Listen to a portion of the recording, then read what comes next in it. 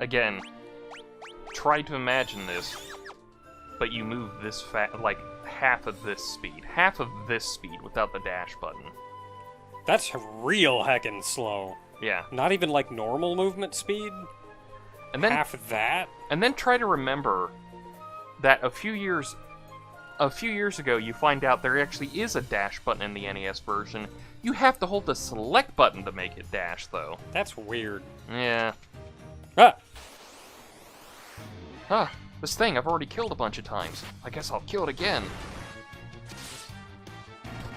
Oh, 288 of your HP. I mean, it is kind of a mini-boss with that much HP. It's more than anything else other than a giant. I mean, it would explain why I remember running into them so sparingly, but yet it was like, these things are sucky. 575. That one was originally 575G. Leather shield. That was originally a wooden shield. Which I'm assuming is the leather. Can he do shields? No, he cannot. 5,000G. And that was originally 5,000G. Sweet. We rich, son. Oh, we killed enough. What now? Achievement. Oh. I'm glad those are off screen. Tarantulas? That's another reason why I have the heads up. Well, I think it's because it's off my stuff, so... No, like it pops up down there because I've got the overlay disabled because I hate the overlay for that exact reason. Now that is an arachnid, I think, probably. Unless we run into other spiders. No, I think that's the tarantula, so... arachnid, 64 HP, 5 to 10 AP. They also PO you. 141 EXP, 50G. Are they very green in that picture? Yes. Okay, that's probably the tarantulas. Well, I don't know. The trolls in here are blue. Abu Di. Man, we have a lot of money. We do! Gonna buy a bunch of ethers and never have to sleep in a town again. We should probably buy... Yeah, So, I do feel like you should be able to let enemies run. Turns out cobras can poison you. Even though the guide doesn't say Poe. Well, it might just be the difference in everything. It may also just be a mistype. Like, I don't know how many guides are perfect, but I think the answer is not many. Geeky. 330. That was 330. Cool. 10. That was a cabin. Coral sword. That was a coral sword. Which I'm surprised of all swords, that one stays the same. Aquatic. Or has the same name. Yeah, I want to dual wield them. They're the exact same thing. Oh man, dual wielding hasn't been invented yet. Dang When did D&D get dual wielding? I have no idea. I'd like a bitch. I do think I think you should be allowed to let enemies run, though. Like, when they're all there going... They tried to run away, but couldn't. Like, the implication is that your party stopped them, but, like, what if I want them to run? Should be like, enemy tried to run, let them. I know SMT does something like that, where you can just let them go when they're like, well, you're gonna kill me, so I'm just out. Ultima actually has a thing that if enemies run, you have to let them run because some of your virtues will suffer if you don't let them run, for like mercy and everything. I can see that. That sounds like the kind of system that Ultima would have in it. Yeah, Ultima's... It's so strange, like, some of them look so good, so interesting to play, but it's also like... Could you just get, like, a reboot of all of them? I've played a grand total of, like, one Ultima. And it was a game my dad played. And yet another game that he was there with friggin' graph paper drawing out this giant as crap map of the world to run around and explore, so he knew where everything was. First off, our money's a palindrome. Oh. Second off, I actually own Ultima 4 on the NES. Huh. I found a copy at a garage sale, so I just have it. Yeah, I forget which one we played. It was... I mean, we played it on the PC. I kept thinking of, like, oh, I should send that to Spoonie. And then, like, I'm kind of looking back on it and go, like, I'm glad I never sent it off to him. Yeah, I remember this one being a pain in my butt. The B3. I mean, at least it's fairly straightforward. I know, but you said B3, and now I'm stuck thinking B52s. How do you get to How do you get to B4? Well, first of all, you sank my battleship, you dick. Oh no, they're back! Oh no! 84 HP, 30 to 60 AP, 276 experience, 300 G. They are classified as water. They are weak to lit. They are strong against ice, fire, bane, brack, stun, and slap. See, you just say they're weak to lit, and all I can think of is like, oh no, they're weak to the hit miss of the kids today. Aren't we all? Yeah, real.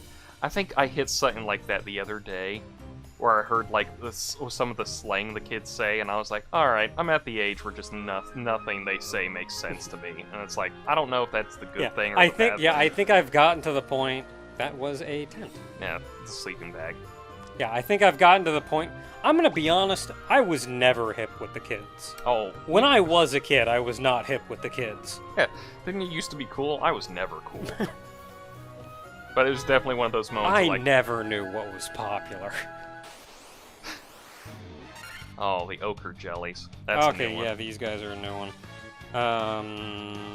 Ooze, they have 76 HP, 32 to 64 AP, 252 experience, 70 G, they're weak to ice, fire, strong against cake, lit, rub, bane, brack, stun, and slap. Now, I think somebody I watched, he keeps making, just one shot of them with a Blizzara. I mean, that's 76 HP and they're weak to ice. Well, their problem is, I think they're really strong to physical, so it's like you either waste 2 spells or slowly chip away at them. Now, somebody I watch keeps going like, yeah, the kids today keep going on about sheesh and everything. I'm like, alright, I do not officially care anymore about slang. I'll stick with my dudes and everything else. I never did. When I was in high school, one big term was calling something tight. I remember that one. Oh, was that when we were at the end of high school? It was sometime in high school. I Okay, was like, 'cause- oh man, that was tight. And at the time, I was hanging out with a couple kids who said that all the time, and I was like, this is dumb. I'm not using that word. How do I know when to use that word? And one of them explained to me, I was like, oh, tight is like when something is really cool.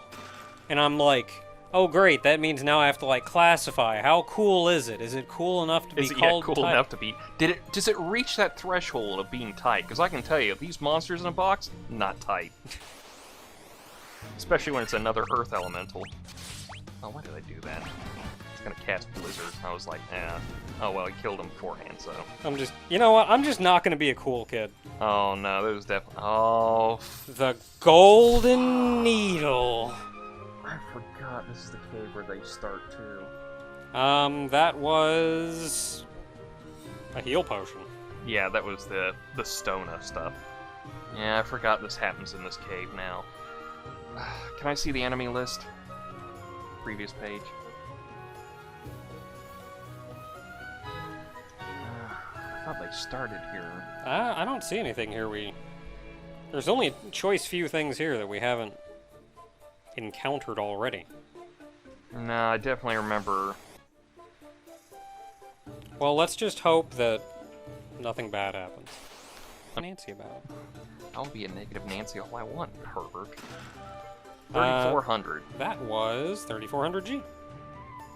They really just gave you money in this game, because it's like they couldn't give you anything else. It's like you buy your spells, but once you're done with that in the area, you're like flush with money.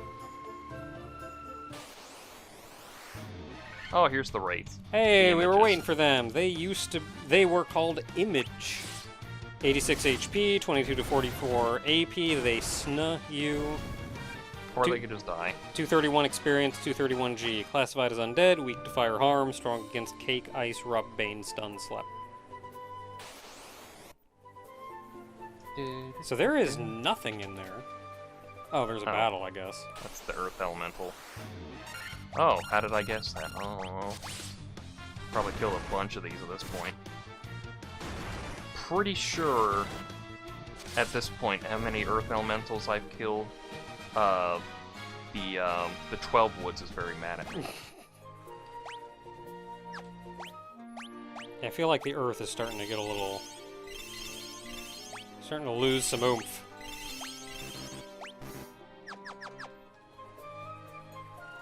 Hi. Thank you. Kiki. Yes. Would it really be Kiki? That sounds too monkey-like to me. Yeah. Let me guess. Oh, monsters. Monsters. In a box? In a Final Fantasy game? Never. I see why later on they just invented mimics. No, this was afterwards. It used to be 1020. 1020G. No, I was just trying to think. I was like, where were we in Dragon Quest and the whole, like, oh no, Dragon Quest 3 came out a month after Final Fantasy, alright.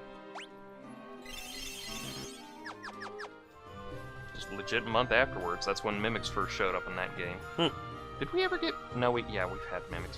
What game did Mimics first show up in Final Fantasy? It's a weird-looking bat. Yeah, it's a blue-looking bat. It's a Zubat. Get him! Darn, my repel wore off. Oh no.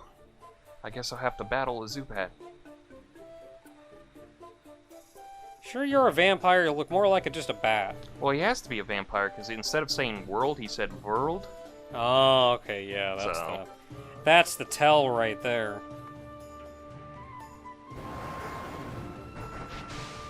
Oh, there we go. Look a little pale there, dude. Just go outside and get some sun. I live in a cave. Seriously? Did you just say that to a vampire? I'm not lying. Mere mortals cannot kill the undying. How many undead things have I killed to get up to this door? How do you kill that which has no life? Easy, you tell it to go outside. In both instances. The vampire. 156 HP. Oh, he's gonna go down like a weenie. 156 HP. 76 to 152 AP, so he hits like a truck. 1200 EXP. 2000 G. Classified as undead. Dead. One fire spell. Like I said, yeah, 156 HP. Dude's a weenie. He casts Dazzle. Which is supposed to be a blinding thing, I'm assuming. He is weak to fire and harm. He is strong against Cake, Ice, Rub, Bane, Brack, Slap, Stun. Wait, what does it say next to Dazzle? Snuh. Oh, so that's sleeping. No, that's Soul. Huh? That's Soul. Sleeping is Soul. I have no idea what that is then. Oh, it might be Stun. Yeah, like Snare or something. Yeah. Man. Sure what a fight. Sure is a dead vampire. And it's also very nice when your intelligence stat scales properly with your magic.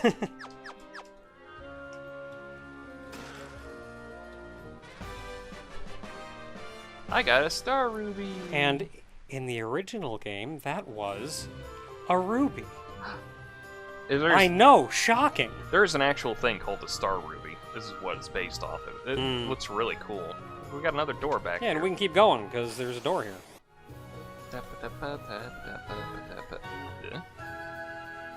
A stone slab is set in the floor. An evil force seems to emanate from it within. Return the slab. King Ramses! Turn it off! Oh, well, that's it. Nope, we can't go any further. If we could go any further. So I guess we're just leaving now? Oh yeah, our only choice now is to leave the cave, because we have no other else way to go. Alright, Hubert, can I get a D2? Can't even learn teleport yet.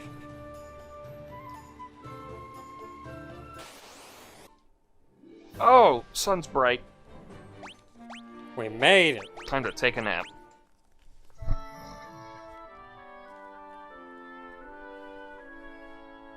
I can't get over how the group in this manual looks like a D&D party. As in, like, LARPers, or just like, as in how you would almost describe? like, almost LARPers? Almost LARPers? Like, that kind of unimaginative, this is clearly, like, a teenager who's, like put himself into his character. Like the red mage is just, I got the bathrobe that I happen to have, it's red and everything. Do you know, I finally found out who the red mage might be based off of, and it's one of those, like, what is it, Lance Falls, something like that? I want to be old too. Give me a beard. Some weird, one of the Dragonlance, the Dragonlance stuff. Hmm. There's a character in there who's of the red cloak and everything, and he kind of stays neutral for, like, I'm assuming a bit. Because he's very much the I do good, but I also do bad kind of thing, so he's that kind of neutral. Hmm. But he's, like, famous for being really powerful and, like, wears red robes and everything. I even think, like, the robe is, like, the red robe of neutrality or something he wears, and it's like, okay, whatever. I mean, it makes sense, at least. Those darn neutrals. You never know where they stand. You know, the one thing that makes that worse is that he's technically true, because you don't know if they're gonna land on either side. You know exactly where they are. That's the whole point. I know that, but it's just like, you never know if they decide to not be neutral at one point. They're neutral! For how long? I'm gonna go start a war with the neutrals. Tell my wife I said hello. You have Star Rupee? Give me Star Rupee and I let you pass. Alright, here you go. That was worth millions. This is the best part. Because, like, in the original, he just walks off to the side to let you pass, and I think he's just there the whole time. But in this one, it's like, it looks like there's a spot where he just fits in perfectly, like right there. I thought, oh, that's where he's gonna be. This one, he just leaves the cave. Just like... Jeez, just through the wall and everything. Yep, just walks through the wall. I was like, oh, okay. Not gonna chill over... Let me tell you, the biggest reason I stopped playing 11 was because all my time was spent trying to get an experience party. And sometimes you just be there for 6 hours, not get a party, and go, alright, that was my day, that was my time playing. Yeah. And, like, I know the game is better about that now, but, look, you can only put so many band-aids on a system that at this point is just obscenely dated. But there was so much good stuff, though. Like, man, I want to go back and... I want to do the Prometheans again. Just for the feeling of those places. Ooh. It definitely had its charm here and there. It's just that... Oh, so that was a silver helmet. Yeah. 450G, 620G, and a great axe. Cool. Though the funnier thing is that I think the difference between the emptiness from the Neverending Story and the void from Final Fantasy is the difference of, like, the emptiness is just what happens when we stop reading books and watch television instead, to where we just lose our imaginations and everything. And the void is just basically, there is no afterlife. Just it. There's nothingness. Just enjoy that. There's nothingness, and I'm going to control it all. It's like, there's a vast difference between these two here. Okay, so that first one is just what happened to the dragons in the box. Okay. And then Gilgamesh gets trapped in there and stuff. Ooh, Paige dunked you. No, there's only one tiger, and that's it.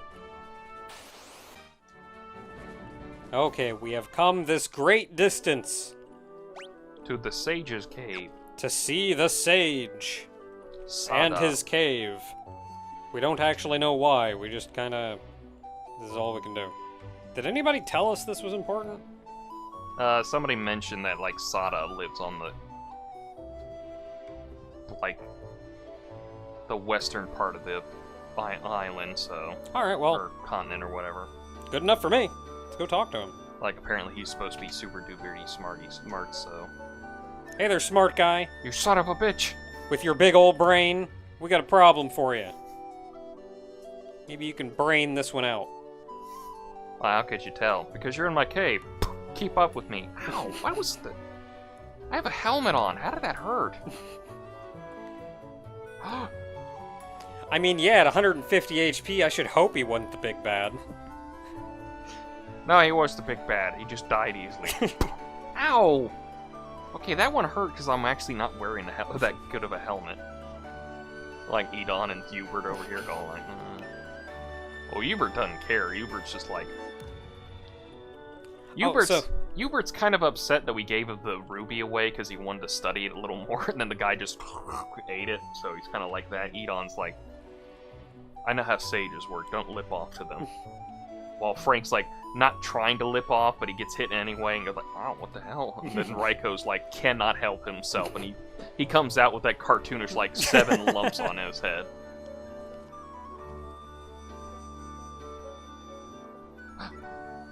Oh, so I'm reminded, for a reason that I can't quite discern.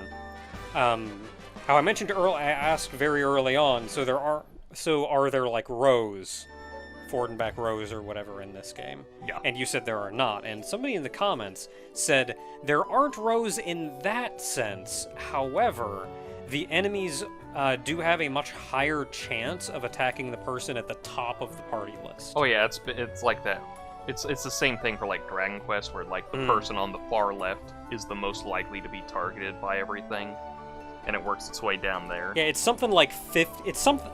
They gave the exact numbers, but I don't remember them. But it's something like 50% chance of attacking number 1, 25% chance of number 2, and 12.5% chance to attack 3 and 4. Yeah, so just basically half, and then just stays like that. Yeah, 3 and 4 are the same, but it's just half of the 25. Yeah, rows don't get introduced into 2 until literally the next game, and I'm like, they had rows in the second game? Wow, I didn't know they had it that far ahead. This game must be a great game. Which is sad too, because it actually is kind of a great game, but like, it's like if Mario jumped half as high as he did. You can kind of go like, it just does not. It's like it's a fun game, but it does not work in some mechanics. I think in that vein, like, people rail on the MP system in this game for being so unorthodox and saying, yeah, we want MP, but like, I don't know, I kind of like this system. The idea of like the individual spell tiers and you can only cast so many of that tier, and like you learn the various tiered spells to get your strongest. I think that's kind of neat, actually. See, here's my it works better in 3 because in 3 they give you a lot more charges for everything. But here's where it kind of falls apart for me in this one. And I know it's weird to like, wait, don't you like this game? And didn't you specifically want to come back to the Vancian magic system? It's like, I did. But it's also the fact that like the first half of the game is kind of like a balance between everything. And then you get in the second half, and it just in half after so long, because then you start getting the items that allow you to cast these mid-tier spells for free, so your charges are saved up. But here's my problem with the whole thing. In D&D, it works because in a session, you probably get 1 or 2 fights throughout the whole thing, and then maybe you use some spells for like role-playing in between. In a JRPG, I walk 2 steps and I get into a fight, and then I walk 2 more steps, get into another fight, and then you go like, oh, here's where the thing starts falling apart. Yeah, like, from what I've seen so far, I actually think it's relatively well handled. But once you get items later on that kind of negate the whole friggin' point of them in the first place, then that kind of falls apart.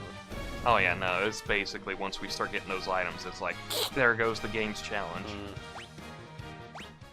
I didn't think I got this many X potions in my run-through. Anyway, I have no idea where I'm going to cut this, but we're going to get back down to that stone slab.